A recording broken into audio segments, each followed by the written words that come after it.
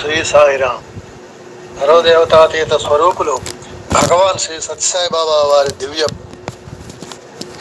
పాదపద్మములకు శతకోటి వందనములతో భక్తులందరికీ సాయిరామ్.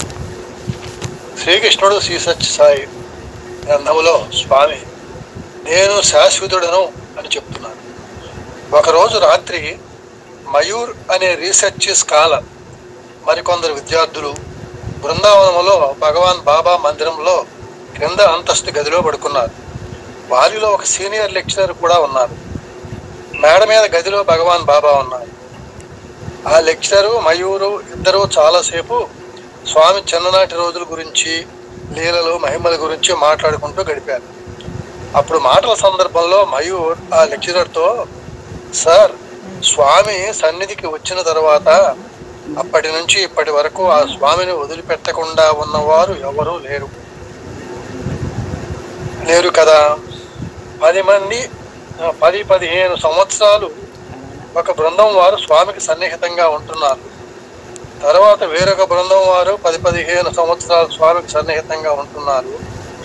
అలాగే కొన్నాళ్ళకు మనం కూడా స్వామికి దూరమై మరికొందరు స్వామికి సన్నిహితులు అవుతారేమో అన్నాడు. భగవాన్ బాబా ఈ 96 సంవత్సరాలలో కేవలం కొద్ది మందికి మాత్రమే కాక తన ప్రేమామృతాన్ని చాలా మందికి పంచిపెట్టాలి కదా అనుకున్నారు వారిద్దరు.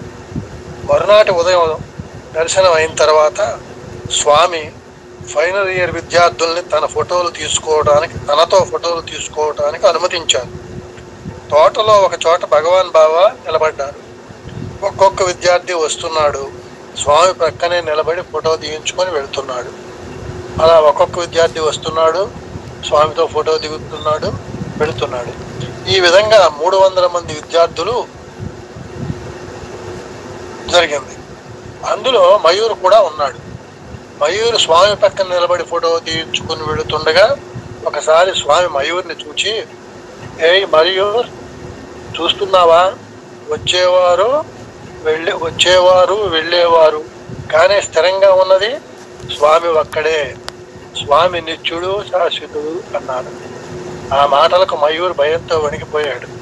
300 మంది విద్యార్థులలో భగవాన్ బాబా తననే చూచి అలా పలికిన కారణం తనకే తెలుసు. క్రిందటి రాత్రి తాను పలికిన మాటలకు స్వామి ఇచ్చిన సమాధానం ఇది. శ్రీకృష్ణుడు అర్జునుడితో కూడా ఇదే విధంగా, ఎవడు నన్ను నిశ్చలమైన భక్తితో భజిస్తాడో అతడు పరబ్రహ్మ స్థితిని పొందగలడు. మిగిలిన వారు సంసార చక్రంలో తిరుగుతూనే ఉంటారు. బ్రహ్మణో హి ప్రతిష్టాహం అమృతస్య వ్యయస్య చ శాశ్వతస్య చ ధర్మస్య సుఖస్యైకాంతి సత్యస్య చ. నేను మాత్రము అమరుడను, అవినాశిని, శాశ్వతుడును, అఖండానంద స్వరూపమైన పరబ్రహ్మను అంటాడు కృష్ణుడు. భగవద్గీత 14వ అధ్యాయంలో 26-27 శ్లోకాల్లో. ఇది దేవతలకు కూడా దుర్లభమైన దర్శనం. సుదుర్దర్శమిదం రూపం దృష్టవానపి యన్మమ దేవా అభ్యస్వరూపస్య నిత్యం దర్శన కాంక్షిణ. శ్రీకృష్ణుడు అర్జునునకు విశ్వరూప సందర్శన భాగ్యం కలిగించి ఇలా అన్నాడు, అర్జున, నీవిప్పుడు దర్శించని ఈ రూపం అతి దుర్లభమైనది. దేవతలు కూడా నిరంతరము ఈ రూపాన్ని చూడగోరుతుంటారు. వేదాధ్యయనం వల్ల కానీ, తపస్సు వల్ల కానీ, దానము చేత కానీ, యజ్ఞము చేత కానీ నీవు దర్శించిన రూపాన్ని దర్శించటానికి ఎవరికీ సాధ్యం కాదు. నన్ను తెలుసుకొనడానికి, నన్ను సందర్శించటానికి, నాలో ఐక్యానుభూతిని పొందటానికి అనన్య భక్తి ఒక్కటే సమర్థమైంది. భగవద్గీత 11వ అధ్యాయంలో 52, 53, 54 శ్లోకాల్లో ఇది చెప్పారట. ఒక పర్యాయం భగవాన్ శ్రీ సత్యసాయి బాబా తన అనుగ్రహపూర్వకమైన దర్శన భాగ్యాన్ని ప్రసాదించి భక్తులతో ఇలా ప్రవచించారు. నా దర్శనానంతరం ఏకాంత స్థలంలో కూర్చుని ఏ చలనము లేక నా దర్శన భాగ్యం అనుభవించండి. అప్పుడు మీకు నా ఆశీర్వాద ఫలితం పూర్తిగా లభిస్తుంది. నేను మీకు దర్శనమిస్తూ మీ ముందు వెళ్ళేటప్పుడు నాలోని శక్తి కొంత మీపై ప్రసరిస్తుంది. అలా చేయక మీరు మీ తోడి జనులతో కూడి మాటలలో మునిగి ఉంటే మిమ్ము చేరిన నా శక్తి నిష్ఫలమై వెనుతిరిగి నన్ను చేరుతుంది.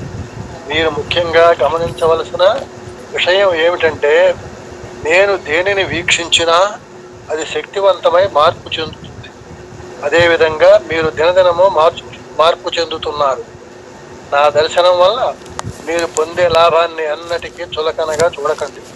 ఇది మీకు మీ పూర్వపుణ్యం వల్ల లభించిన వరప్రసాదం. నా దర్శనార్థం దేవలోకంలోని దేవతలు కూడా ఎంతో ఆతురతతో వేచి ఉంటారు. ఇంతటి దర్శన భాగ్యం మీకు సులభంగా దినదినము లభిస్తున్నది. ఇది మీ జన్మాంతర పుణ్య విశేషమని మరువవద్దు. సరి అయిన సమయమాసన్నమైనప్పుడు నా దర్శన భాగ్యం వల్ల మీకు ఇచ్చిన దీవెనలు పుష్పించి ఫలిస్తాయి. శ్రీకృష్ణుడు ప్రేమావతారము తిరిగి అట్టి పూర్ణ ప్రేమావతారము వచ్చినప్పుడు మీరందరూ దర్శన భాగ్యమును అందుకుంటున్నారంటే మీ జన్మములు ఎంత పుణ్యము, ఎంత సార్థకము. నేనే పరమాత్మను అర్జున, నేనే పరమాత్మను, ముల్లోకాలలోనూ వ్యాపించి ఉండి సమస్తమును భరిస్తున్న పరబ్రహ్మమును, సర్వలోక మహేశ్వరుడును, మాయాశక్తి కంటే ఉత్కృష్టుడనని వేదములు భక్త బృందములు నన్ను పురుషోత్తముడని కీర్తించాయి. నేను దేవతలకు మహర్షులకు కూడా మూల కారణుడను. అందువల్ల నా ప్రభావమును, నా ఉత్పత్తిని దేవతలు కానీ మహర్షులు కానీ అంతర్మాత్రము గ్రహింపలేరు. భగవద్గీతలో శ్రీకృష్ణుడు స్వామి ఏమంటున్నారంటే, నా కొరకు కాదు, మీ కొరకు నేను మీ వలె మాట్లాడుతున్నాను, మీ వలె తిరుగుతున్నాను, భుజిస్తున్నాను, మీకు అర్థమయ్యే రీతిగా ప్రవర్తిస్తున్నాను. ఈ చరాచర సృష్టి అంతటికి నేను అంతర్వాహిని, అన్నిటినీ ప్రేరేపించు శక్తిని నేనే జ్ఞానిని, జ్ఞానమును జ్ఞేయమును కూడా నేనే. నేను సర్వదేవతాతీత స్వరూపుడును. ఈ మానవాళి యావత్తూ కలిసి కొన్ని వేల సంవత్సరములు అన్వేషించిన నా నిజతత్వమును గ్రహింపలేరు. చేప ఆకాశ స్వరూపమును ఎలా గ్రహించగలదు? ఏను దైవం తద్భిన్నమేమి కాను, ఆ అఖండ పరబ్రహ్మమవుదు నేను అన్నారు సత్యసాయి. నా సాన్నిహిత్య స్మరణ మిమ్మల్ని తరింపజేస్తుంది. ద్వారకలో యదువంశ మహారాజుకు ఉగ్రసేనుడు నిర్వహించే అశ్వమేధ యాగానికి రమ్మని పిలవటానికి శ్రీకృష్ణుడు ద్వారక నుంచి నందగోకులం చేరుకున్నాడు. శ్రీకృష్ణుని రాక వల్ల నంద యశోదలు, రాధ, గోపాలకులు పరమానందం పొందారు. వారు పొందిన ఆనందం వర్ణింపనలవి కానిది. గోకులములో 8 రోజులు గడిపిన తర్వాత శ్రీకృష్ణుడు ద్వారకకు బయలుదేరబోతున్నాడు. అప్పుడు బాష్పనేత్రాలతో చుట్టూ చేరిన గోపాలకులను చూచి, ఓ గోపాలకులారా, ఇది వరకు నిత్యము నేను మీతో గోకులంలో గోపాలునిగా కలిసి మెలిసి సంచరించినప్పటి సన్నివేశాలను స్మరిస్తూ ఆనందంగా ఉండండి. నా సాన్నిహిత్య స్మరణ మిమ్మల్ని తరింపజేస్తుంది అని పలికి వారిని ఓడించి రథంపై బయలుదేరాడు. ఇది గర్గ సంహితలో అశ్వమేధ ఖండములో ఉంది. కాలిఫోర్నియా నివాసి మనస్తత్వ శాస్త్రవేత్త డాక్టర్ శ్యామ్ సాండ్విచ్ తన సోదరులతో భారతదేశానికి వచ్చి పుటపర్తి చేరుకున్నాడు. ప్రపంచం మొత్తంలో ఆరోగ్యప్రదమైన కాలిఫోర్నియా నుంచి ఇండియాకి ఎందుకు వచ్చానా అని మొదట అతను ఎంతో బాధపడ్డాడు. వేలాది మంది వారాలు ప్రయాణం చేసి బాబా దర్శనం కోసం తేమలో కూర్చొని, ఎండలో ఎండి, వానలో నాని ఎన్నో కష్టాలు పడతారు ఎందుకని అని ఆశ్చర్యపడసాగాడు. ఒక గురువారం బాబా ఆయనను దగ్గరకు పిలిచి తన పాదాల దగ్గర కూర్చోబెట్టుకున్నప్పుడు ఆయనకు అర్థమైంది, ప్రపంచంలో ఎక్కడా దొరకని ఆనందము, నమ్మశక్యం కాని శక్తి, దివ్యమైన జ్ఞానము ఇక్కడ లభిస్తున్నదని గ్రహించాడు. ఒకనాడు భగవాన్ బాబా శాండ్విచ్తో 5 గంటలకు గేటు దగ్గర నిలిచి ఉండు, నేను కారులో మిమ్మల్ని కలుపుకొని వెళతాను అన్నారు. కొంత దూరం కారులో ప్రయాణం చేసిన తర్వాత స్వామి, శాండ్విచ్, డాను ముగ్గురు కొంతసేపు నడిచారు. మధురములైన సంభాషణలు చేస్తూ మరలా కారులో ప్రయాణం చేసి తిరిగి వచ్చారు. బృందావనం ముఖద్వారం దగ్గరకు కారు వచ్చిన తర్వాత వారితో బాబా ఇలా అన్నారు, ఇంతసేపు నా సాంగత్యంలో ఉండే భాగ్యం లభించడం మీ పుణ్యం. ఇంటికి చేరిన తర్వాత ఈ ఆనందాన్ని, ఈ అనుభవాన్ని మననం చేసుకోండి. ఇదే మహనీయమైన అనుభూతులను ప్రసాదించే దివ్యమైన ధ్యానం అని చెప్పారు. మీ హృదయాలలో నాతో సన్నిహిత భావం పెంచుకోండి, మీకు ఫలితం దొరుకుతుంది. అప్పుడు పరమ ప్రేమలో ఒక అంశం మీకు సంక్రమించింది. ఇది గొప్ప అవకాశం. ఇటువంటి అవకాశం మళ్ళీ రాదని మర్చిపోకండి. ఇప్పుడు చిక్కిన అవకాశం దక్కించుకొని దుఃఖసాగరం దాటకపోతే మళ్ళీ ఇటువంటి భాగ్యం ఎప్పుడు కలుగుతుంది? కోట్ల మందిలో మీరు ఎంతో అదృష్టవంతులు కాబట్టి ఇక్కడికి వచ్చారు. ఇది మీ భాగ్య విశేషం.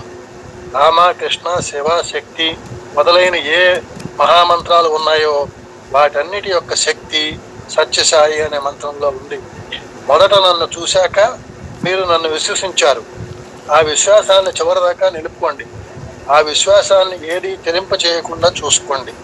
మీరు అలా చేయగలిగితే ఈ జన్మలోనే జనన మరణ చక్రం నుండి విమోచనం అనే వరాన్ని మీకు ప్రసాదిస్తాను అన్నారు శ్రీ సత్యసాయి. యోగక్షేమం వహామ్యహం అనన్యా చింతయంతో మాం ఏ జనః పర్యుపాసతే తేషాం నిత్యాభియుక్తానాం యోగక్షేమం వహామ్యహం. ఎవరు నన్ను అనన్యమైన మనస్సుతో సదా స్మరిస్తూ ఉపాసిస్తారో అట్టి నిత్య యోగనిష్ట గల వారి యోగక్షేమాలను నేను భరిస్తాను. శ్రీకృష్ణుడు భగవద్గీతలో ఇచ్చినటువంటి హామీ. స్వామి శ్రీ పుట్టపర్తి నిలయుడు కాపాడును నిన్ను నెప్పుడు కరుణాకరుడై చేపట్టి నిన్ను బ్రోచును ఏ పట్టున విడువకుండ ఏలును నిన్ను.